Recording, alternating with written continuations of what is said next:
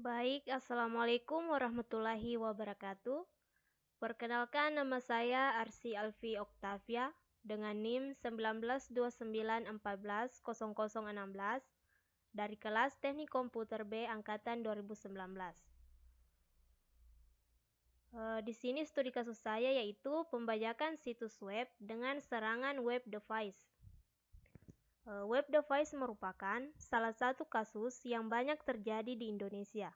Web device adalah kegiatan merubah tampilan suatu website, mulai dari halaman utama, indeks file, atau halaman lain yang masih terikat dengan URL website tersebut.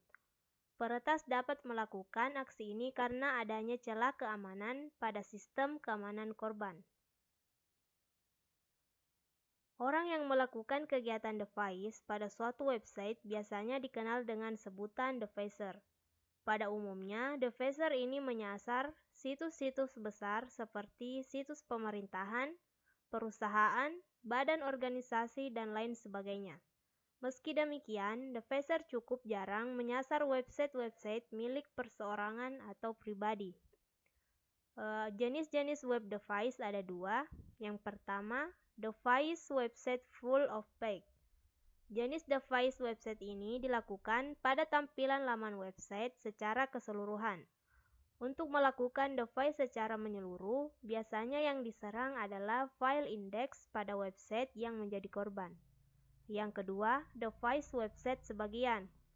Sesuai dengan namanya, devicing pada situs website jenis ini hanya terjadi pada sebagian halaman saja. Kemudian, cara device website ada beberapa macam, namun pada umumnya cara-cara tersebut melibatkan penggunaan suatu jenis perangkat lunak atau software dan juga membutuhkan pengetahuan tentang pemrograman termasuk di dalamnya pengetahuan tentang program Java, HTML, dan bahkan juga pengetahuan tentang SQL. Ada 4 metode yang biasa digunakan untuk melakukan web device. Yang pertama, SQL injection. Injeksi SQL adalah jenis eksploit keamanan atau celah di mana penyerang menyuntikkan kode SQL melalui formulir web atau memanipulasi URL berdasarkan parameter SQL. Kemudian yang kedua, cross-site scripting.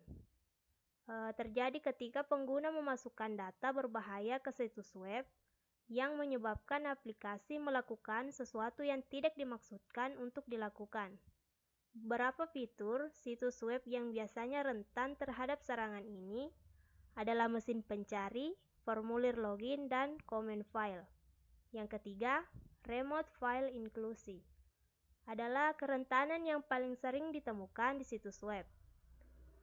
RFI terjadi ketika file jarak jauh menjalankan kode sendiri di server, disertakan pada situs web yang memungkinkan peretas untuk mengeksekusi perintah pengguna yang login dan memiliki akses ke file di server.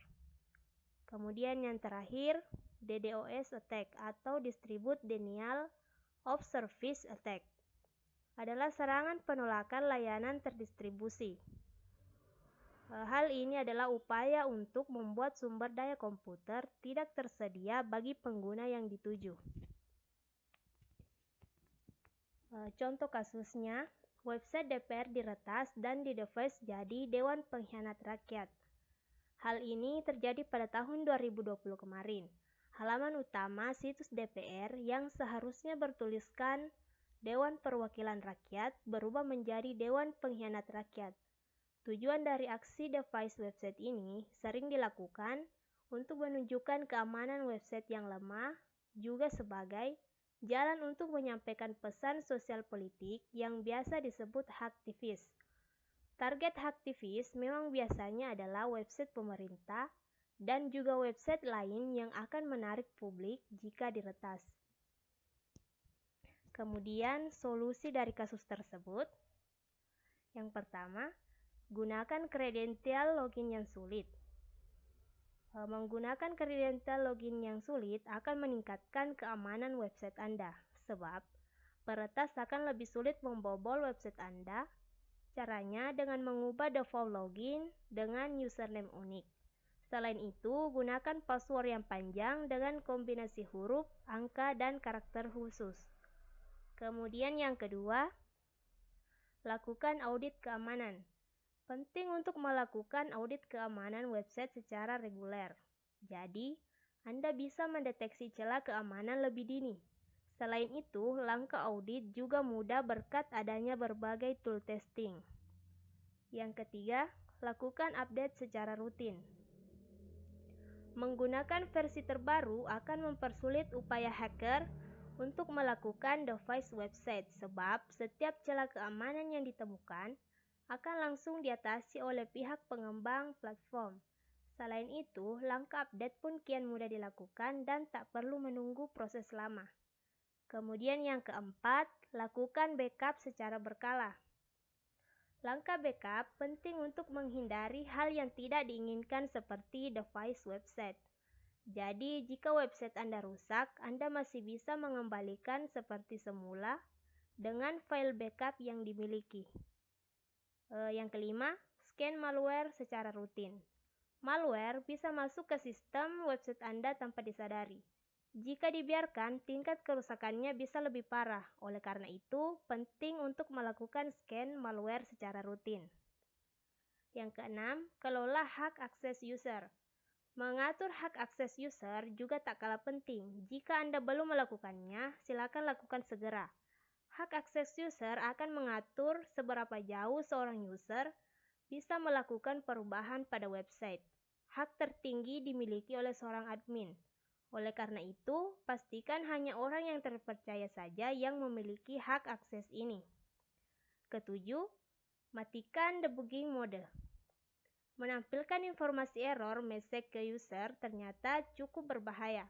Banyak informasi yang bisa digunakan untuk menemukan celah keamanan website Anda. Misalnya, username yang bisa ikut muncul pada pesan error tersebut. Salah satu cara mengatasinya adalah dengan mematikan debugging mode. Yang kedelapan, gunakan HTTPS. HTTPS adalah protokol yang digunakan untuk menjamin keamanan pertukaran data di website Anda. Jadi, tidak ada penyusupan pada proses request dari user ke server. Yang terakhir, lindungi website dari injeksi SQL. Injeksi SQL sering digunakan hacker untuk menguasai sebuah website. Biasanya, mereka akan mencari halaman website yang menerima input manual seperti sebuah formulir untuk memasukkan kode tertentu. Oleh karena itu, atur data apa yang bisa digunakan saat mengisi form yang akan masuk ke database Anda.